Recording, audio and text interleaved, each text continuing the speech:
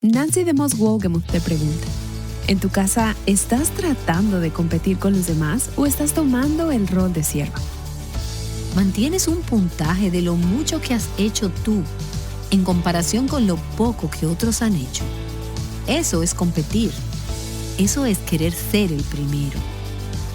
¿O haces que tu meta sea servir a todos los demás en la familia?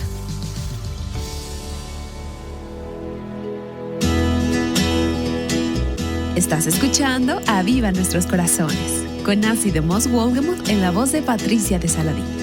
Hoy, 14 de junio de 2024.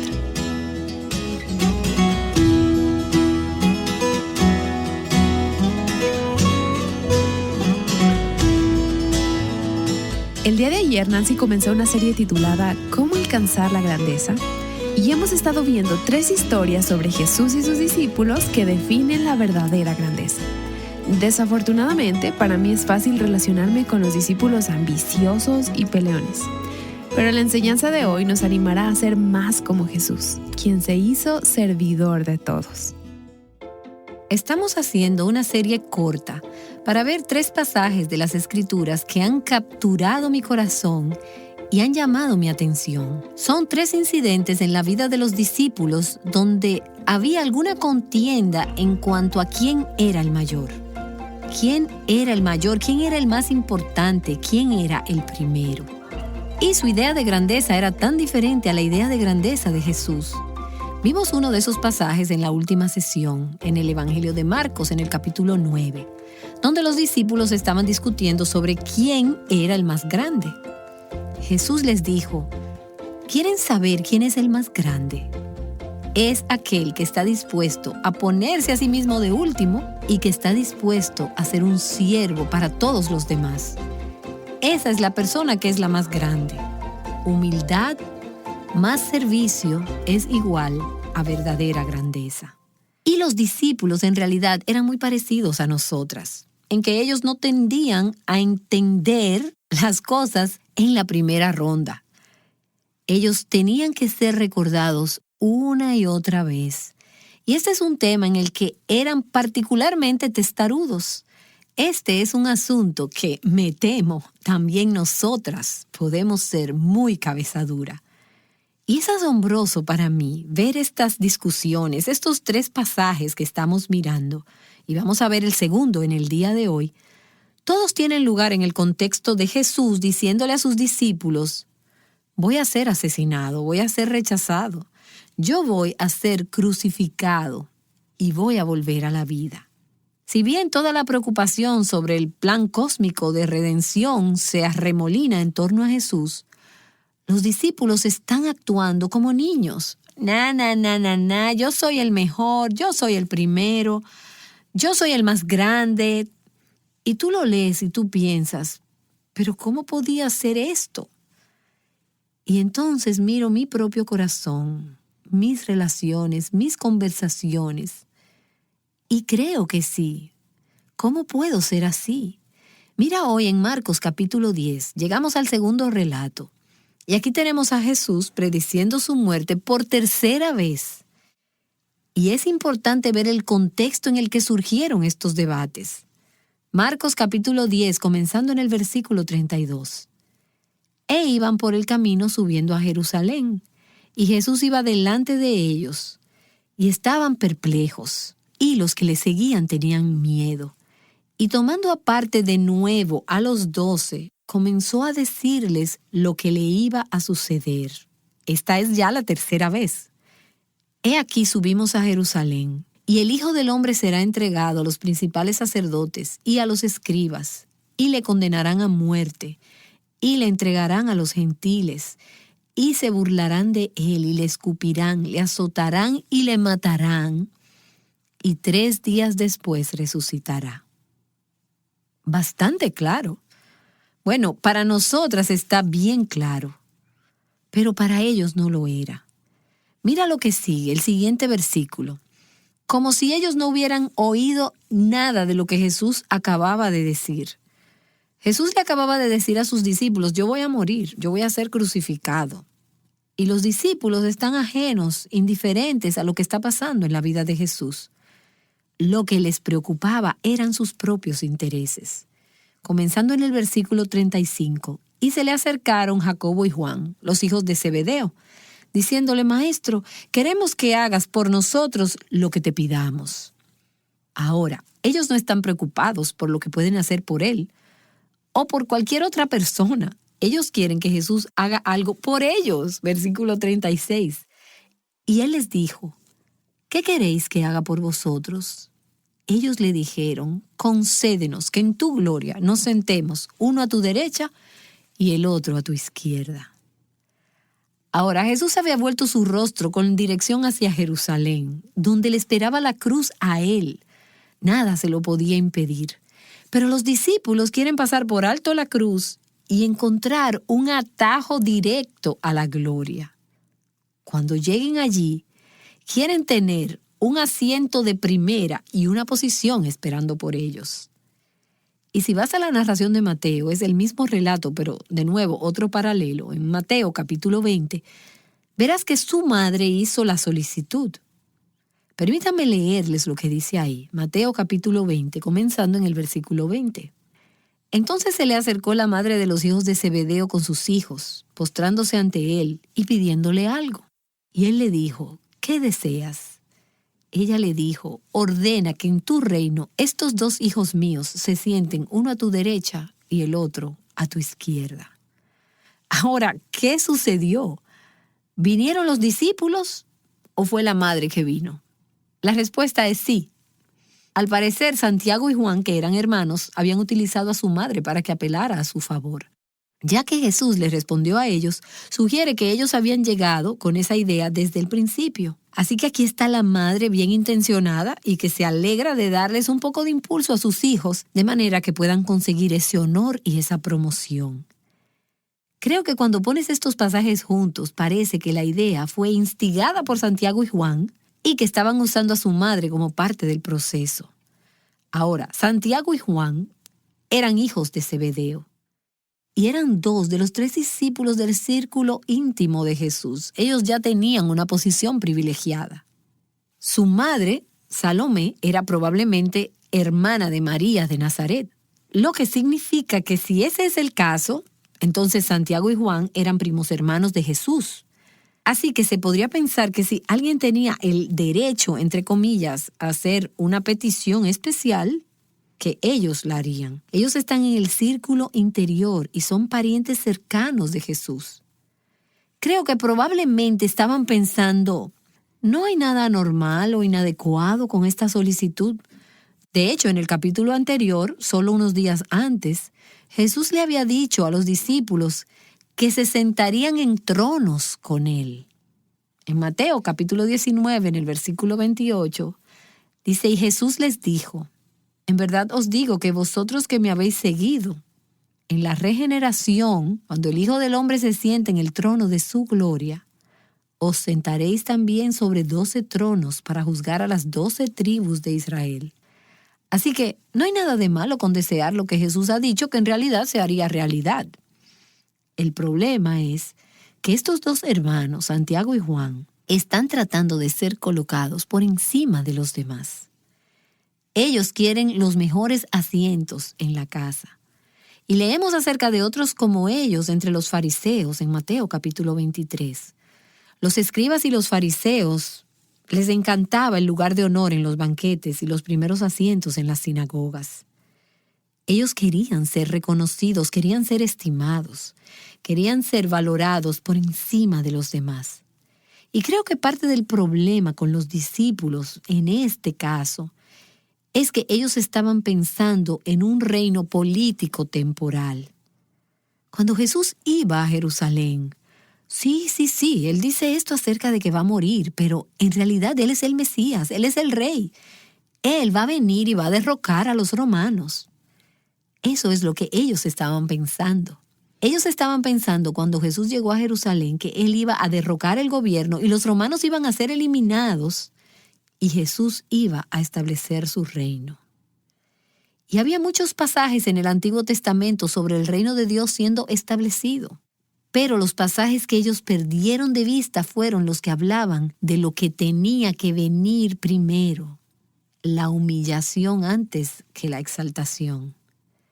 Tú ves, Jesús no vino a establecer un reino temporal, un reino físico en esta tierra primero. Un día Él lo hará, pero Él vino primero a establecer un reino eterno espiritual. Los discípulos, pensando que este era un reino temporal, un reino físico, que iba a tener lugar en Jerusalén, aquí y ahora, ellos querían los puestos del número 1 y el número 2 en la administración de Jesús. Pensaron que era el momento de ellos poner su oferta. Así que en lugar de esperar a que la elección o el nombramiento les llegara, solo vamos a ir primero a la cabeza delante de los otros y vamos a pedir esas posiciones ahora. Ellos no se dieron cuenta de lo que se requería para ser elevados a esas posiciones. Ellos querían un atajo. Querían llegar solo por decreto, con Jesús diciendo, bueno, tú tienes el número 1 y tú tienes el número 2. Así que se disputaban el protagonismo, el poder, la posición, la influencia. Querían ser el más grande. Buscaban honor, control, la autoridad. Ellos querían estar a cargo. Ellos estaban buscando el reconocimiento, la aprobación, la admiración. ¿Y les suena esto como algo con lo que nadie lucha aquí? Permítanme levantar mi mano al aire. ¿Cuántas veces en mi corazón he estado buscando estas mismas cosas? Ellos querían todas esas cosas por razones egoístas para servirse ellos mismos. Y esa es la manera del mundo. Eso es lo que es natural. Eso es lo que es humano. Lo queremos para nosotras mismas, como lo hicieron los discípulos. Y lo queremos para los que amamos, como lo hizo su madre. Darles un empujoncito. Las mamás puede que no quieran estos para sí mismas tanto como lo quieren para sus hijos, o tal vez para su marido. Y lo que termina pasando es que entonces maniobramos, manipulamos, hacemos nuestros propios esquemas, competimos, nos esforzamos y somos capaces de pisotear a otros si es necesario con tal de que lleguemos a un nivel más alto. Nos elevamos de tal manera que otros se ven inferiores. Si tenemos que despreciar a otros con el fin de exaltarnos a nosotras mismas, lo haremos. Quitamos a otros a codazos. Solo tendremos que darle un empujoncito a los otros por el camino. Ahora, no solemos hacer eso físicamente, aunque es probable que hayas visto a algunos de tus hijos hacer eso. Simplemente lo hacemos en una forma más adulta. Lo hacemos con miradas, con actitudes y palabras. Pisoteamos a otros si es necesario con el fin de llegar a la cima. ¿Y cómo responde Jesús a todo esto? Él dice en el versículo 38, de nuevo en Marcos capítulo 10, tú no sabes lo que estás pidiendo. Porque ellos dijeron, queremos la mano izquierda y la mano derecha. Jesús les dijo, no saben lo que están pidiendo. Podéis beber del vaso que yo bebo, o ser bautizados con el bautismo con que yo soy bautizado. Y ellos le dijeron, podemos. Y Jesús les dijo, la copa que yo bebo beberéis, y con el bautismo con que yo soy bautizado seréis bautizados. ¿Y qué es toda esta charla sobre la copa y el bautismo? ¿Qué significa? Él simplemente les está diciendo, hay una copa que beber y hay un bautismo que hay que soportar. Y es la copa y el bautismo del dolor y del sufrimiento. Es la cruz, y yo nunca voy a ser exaltado hasta que vaya a través de la cruz. Jesús sabía esto acerca de sí mismo, pero lo que estaba tratando de decirles era, ustedes nunca serán elevados al lugar que Dios quiere ponerles hasta que estén dispuestos a beber esa copa y a pasar por el bautismo del dolor y del sufrimiento. La humillación antes de la exaltación. No hay atajos. Jesús no podía tener un atajo al lugar de exaltación que Él disfruta hoy a la diestra del Padre. Él tuvo que llegar por medio de la cruz. Dios nos quiere exaltar, pero Él dice, humíllate y serás exaltado por Dios. Pero nosotras queremos el atajo. Queremos que sea de la forma más fácil y barata. Queremos que el camino sea sin dolor. Queremos obtener el primer lugar, el lugar de preeminencia, la exaltación, la grandeza, sin ir de una manera humilde, por el camino de los humildes y los mansos, por el camino de la obediencia. Pero Jesús dijo, no hay atajos. Y eso es lo que quiso decir cuando dijo, no saben lo que están pidiendo. Ustedes no saben lo que se necesita para llegar allí. Y los discípulos fueron probablemente demasiado prontos en decir, oh sí, estamos dispuestos a beber esa copa y a pasar por el bautismo. ¿Dónde estaban los discípulos no mucho tiempo después, cuando todo esto se estaba haciendo una realidad y Jesús estaba siendo capturado, arrestado, juzgado, condenado y crucificado? ¿Dónde estaban ellos? ¿Listos para beber esa copa? ¿Dispuestos a pasar por ese bautismo? De ninguna manera. Ellos estaban corriendo, ellos estaban asustados, estaban aterrorizados. Jesús conocía sus corazones de un modo que ni ellos mismos sabían. Y Jesús les dijo, tendrás que beber esa copa y pasar por ese bautismo. Y en última instancia, ellos lo hicieron. En última instancia, ellos sufrieron por la causa del Salvador. Y se dieron cuenta de que Dios exalta a los que se humillan, a los que buscan el lugar más bajo en vez del lugar más alto. Jesús ha dado estas palabras, esta respuesta a Santiago y a Juan. Pero luego mira el versículo 41 de Marcos capítulo 10. Al oír esto, los 10 comenzaron a indignarse contra Jacobo y Juan. ¿Y por qué crees que esto sucedió? Porque ellos sentían de la misma manera. Ellos querían ser el número 1 y el número 2. Era por celos. Ellos estaban molestos de que Santiago y Juan llegaron a Jesús en primer lugar para pedir el favor primero. Nos hubiera gustado haber llegado hasta allí. Pero Jesús conocía sus corazones, sabía de su egoísmo, sabía de su autopromoción, de esa ambición egoísta.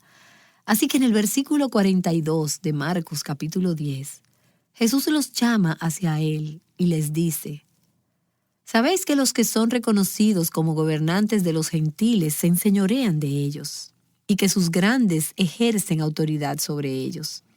Y esa palabra, se enseñorean, es una palabra griega grande y larga. Significa gobernar, despreciar a las personas. Para estar en tu lugar exaltado, debes gobernar degradando las otras personas. Y esa es la forma en la que se construían los gobiernos en esos días. Estaba la gente en la parte superior, las autoridades, los gobernantes, y lo que hacían era que se enseñoreaban de las otras personas. En el imperio griego, en el imperio romano, el orgullo se consideraba una virtud y la humildad se consideraba una debilidad. Los esclavos eran despreciados y los gobernantes eran venerados. Esa es la manera en la que opera el reino del hombre. El reino de este mundo opera con un sistema de valores completamente diferente a los del reino de Dios. Lo que es muy apreciado por el mundo no significa nada para Dios. Y lo que es muy estimado por Dios es despreciado por el mundo. Hoy en día, ¿cuáles son algunas de las virtudes que se consideran como supremas? El orgullo, el control, la autoestima y la forma que comúnmente tenemos de ver al que está en autoridad hoy es que tiene más derechos que las otras personas. Si estás en autoridad, puedes controlar a la otra persona y puedes hacer las cosas a tu manera. Pero Jesús presenta un nuevo punto de vista de lo que es la autoridad. Es un enfoque donde el que está en autoridad es el que sirve. El objetivo no es hacerlo a tu manera, no es tener la razón. No tienes más derecho, no estás en control. El objetivo de este tipo de autoridad que sirve es proteger a los que están bajo su autoridad, proveer para su bienestar, para levantarlos y para hacer lo que se pueda para servirles. Jesús dice en el versículo 42, así es el camino del mundo, el reino del hombre, que se enseñorean. Esa es la forma en que ejercen la autoridad. Pero en el versículo 43 dice, pero entre vosotros no será así, sino que cualquiera de vosotros que desee llegar a ser grande entre vosotros será vuestro servidor. Esa es la palabra diáconos. Esa es la palabra que significa un camarero, un asistente, alguien que toma las directrices de los demás. Si quieres ser grande, debes ser un siervo. Y el que quiera ser el primero de todos será esclavo de todos. Esa es la palabra griega doulos, esclavo, sierva, la posición de servidumbre, la categoría más baja de servidumbre en todo el sistema económico de ese tiempo. En el sistema del mundo, los gobernantes se enseñorean de quienes están bajo su autoridad y los grandes ejercen su autoridad sobre los demás. Pero en el sistema de Dios, el que es grande es un siervo. El que es primero es el que está dispuesto a ser esclavo de todos. Y eso es tan cuesta arriba, de la manera en que el mundo mira a la posición, el rango y la grandeza. Y luego Jesús dice en ese gran versículo, en el versículo 45 de Marcos capítulo 10, porque el Hijo del Hombre, el gobernante del universo, el creador del universo, aquel que era igual a Dios, incluso el Hijo del Hombre, no vino para ser servido, sino para servir y para dar su vida en rescate por muchos. Él es el Señor del cielo y de la tierra. Él tenía el derecho de ejercer autoridad sobre todo ser humano sobre la faz de la tierra. Pero Él cedió ese derecho. Y Él vino a servirnos. Él renunció a todo para satisfacer nuestras necesidades. Él nos dice, ya que estás en el ministerio sirviendo a los demás, ya sea como mamá, como consejera, haciendo discípulos, en el lugar de trabajo, no estás en ese trabajo o en este ministerio por lo que puedas sacar de él. Estás en ese lugar por lo que tú puedes dar a los demás. Y necesito recordar esto en el contexto del ministerio.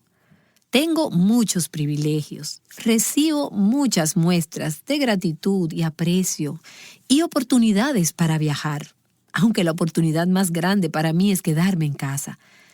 Pero tengo que recordarme que no estoy en esto por lo que este ministerio puede hacer por mí. Es por eso que, por cierto, es para mí un gran privilegio no tener que tener un sueldo de nuestro ministerio. Ni un centavo de lo que las personas donan a Aviva Nuestros Corazones se utiliza para mi salario. Es por eso que es un privilegio que todos los derechos de autor de todos los libros que he escrito se pueden dar de vuelta al ministerio. Yo no tomo ninguna de esas ofrendas para uso personal. Y no estoy presumiendo de esto aquí. Yo digo que es un privilegio estar en este ministerio y poder decir que yo no estoy en esto por lo que puedan hacer por mí, pero estoy porque Dios me ha llamado a ser su sierva y una sierva de todos. Ese es el llamado de Dios para mi vida. Y ese es el privilegio más grande, exaltado, bendito y el mejor lugar para estar. Así que tenemos por un lado el reino del hombre, que promueve la ambición egoísta, la búsqueda egoísta, el interés personal, la autopromoción. Y por el otro lado tenemos el reino de Dios, que promueve la humildad y el servicio. Jesús dijo, yo he venido para modelarle a ustedes lo que es ser grande en el reino de Dios. ¿Quieres ser realmente grande? Sé una sierva de todos. Así que vamos a hacerlo de manera personal, en el lugar de trabajo, aquellas de ustedes que se encuentran allí. ¿Es tu objetivo tener éxito y obtener beneficios para ti misma? ¿O es tu meta que la empresa tenga éxito? Que tu jefe se vea bien. ¿Eres tú una sierva en tu lugar de trabajo? ¿Y qué en tu casa? ¿Mantienes la puntuación de lo mucho que haces comparado con lo poco que los demás han hecho? Esa es la forma de competir. Esa es la manera que mostramos que queremos ser los primeros. ¿O haces que tu meta sea servir a todos los demás en tu familia? ¿Te molesta cuando tú sirves y no te reconocen? Y ahí es donde creo que muchas de nosotras como mujeres experimentamos una lucha en nuestra experiencia diaria. La mayoría de nosotras en el contexto de nuestras casas o en los lugares de trabajo, estamos en una posición en la que servimos mucho, Pero es fácil llegar a sentirnos resentidas por nuestro servicio. A veces me encuentro a mí misma y me da vergüenza decirlo, pero hay veces en el ministerio cuando me resiento por tener que estudiar por largas horas. Y no estoy diciendo esto para que sientan lástima por mí. Lo digo para que oren por mí. Porque a veces me encuentro solo resentida por lo que necesito hacer para cumplir con lo que Dios me ha llamado a hacer. Y entonces tengo que recordarme que es un gran honor y un privilegio increíble y un regalo del Señor pasar esas horas en mi estudio, frente a mi computadora portátil, recibiendo mensajes de la palabra de Dios, con el fin de alimentar a las mujeres que Dios me ha llamado a ministrar y a servir. Eso es un privilegio. Y por cierto, yo saco más provecho de eso que cualquiera de las que nos escuchan, pero tengo que volver a poner mi pensamiento de nuevo en el carril correcto. Tengo que conseguir poder reorientarme a pensar a la manera de Dios en vez de pensar a la manera que viene naturalmente. En la iglesia, Pedro le dice a los que son líderes: no se enseñoreen sobre aquellos a quienes ustedes están llamados a pastorear, sino que más bien han de venir junto a ellos y servirles como el pastor del rebaño. Y como mujeres en nuestras relaciones en la iglesia, es nuestra meta servir o ser servida. Vas a la iglesia por lo que puedan hacer por ti, lo que puedas sacar de ella y cómo te va a bendecir, como me encuentro yo a veces haciendo. Si vas a la iglesia por esta razón, tú vas a tender a ser crítica de la música, si no te ha bendecido, crítica de la predicación, si no es el estilo que prefieres, y vas a encontrar que te estás convirtiendo en una persona descontenta, y el descontento causa división si no vas a la iglesia como sierva para decir, ¿cómo puedo bendecir? Me he dado cuenta que obtengo tanto gozo y una mezcla de sentimientos, y es que una parte de mí le gustaría ir a la iglesia y no tener que estar al frente y ministrar a otras personas. A veces una parte de mí piensa, déjame ir a la iglesia y ser una persona privada. Pero por otro lado, cuando voy a la iglesia y con anterioridad en mi mente y de camino pienso, Señor, ¿a quién puedo servir y serle de bendición hoy? Me parece que invariablemente, semana tras semana, encuentro gente que viene y se sienta a mi lado, que viene a mí en el pasillo, entre los servicios o después del culto, y comparten su corazón, y tengo tantas oportunidades increíbles para ser una sierva. Y salgo de todo esto bendecida. Saco mucho más del servicio que si hubiera ido a buscar una bendición. Recibo una bendición. Y quiero que entiendan eso, pero la bendición viene por ponerme en la posición de bendecir y servir a los demás. Entonces, ¿qué significa ser una sierva, servir a los demás? Significa estar más preocupada por satisfacer las necesidades de la otra persona que por satisfacer tus propias necesidades. Significa estar centrada en el otro y no centrada en ti misma. Muchas veces cuando voy a un grupo de personas, y todas vemos esto suceder, tenemos nuestros propios problemas, nuestras necesidades, nuestras propias cargas y preocupaciones. Y solo queremos que alguien nos ponga su brazo alrededor y nos ame y nos ministre. Eso me pasó en la iglesia el domingo pasado. Es una gran bendición y Dios a menudo te da eso. Pero me parece que si voy y entro en una habitación llena de personas y digo, ¿cómo puedo remangarme las mangas y servir? ¿Cómo puedo dar? Y le pido al Señor que me haga estar atenta, en sintonía con las necesidades de los demás. Y Él lo hace. En el darle a otros, Dios llena mi copa. Él llena mis necesidades. Él me bendice de maneras tan dulces. Así que ser una sierva es tener en cuenta las necesidades de los demás, sus intereses, sus inquietudes. Y por cierto, no hay lugar más importante para hacerlo que en el contexto de nuestros propios hogares. Ahí es donde tenemos la tendencia a querer ser servidas o entendidas o apreciadas o valoradas. Pero Jesús dijo, esa es la manera del mundo. Renuncia a ello. Porque ni aún el Hijo del Hombre vino para ser servido, sino para servir y para dar su vida en rescate por muchos. Oh Señor, ¿cómo oramos? Que nos des un corazón humilde como el de Jesús. Un corazón de siervo, quien recibió gozoso a los niños, que tomó la posición más baja, que fue a la cruz y se dio y se dio y se dio a sí mismo para que nosotras pudiéramos ser levantadas. Señor, que podamos manifestar ese corazón en nuestras familias, en nuestras iglesias, en nuestros trabajos, donde tú nos has puesto. Déjanos revelar y mostrar a los demás el corazón humilde y de servicio del Señor Jesús, en cuyo nombre oramos. Amén. Amén. Ella es Nancy DeMoss Wolgemuth en la serie titulada ¿Cómo alcanzar la grandeza? Y tienes que saber que vas a ser confrontada y quizá tentada con la definición que el mundo tiene de grandeza. Pero Dios te llama a vivir según la grandeza que verdaderamente perdura y satisface. Es de mucho aliento ver cómo la palabra de Dios nos ayuda a conocer la verdad respecto a temas tan prácticos. Si has sido bendecida con esta enseñanza, comparte este episodio con otras mujeres para que ellas también sean bendecidas con la verdad. Puedes hacerlo fácilmente a través de nuestro sitio web avivanuestroscorazones.com.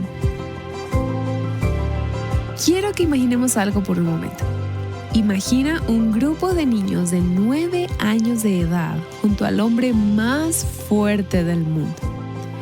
¿Tú crees que comenzarían los niños a discutir acerca de cuál de ellos puede levantar el objeto más pesado? ¿No te parece que eso sería absurdo? Escucha más acerca de esto el lunes en la continuación de esta serie. ¡Te esperamos!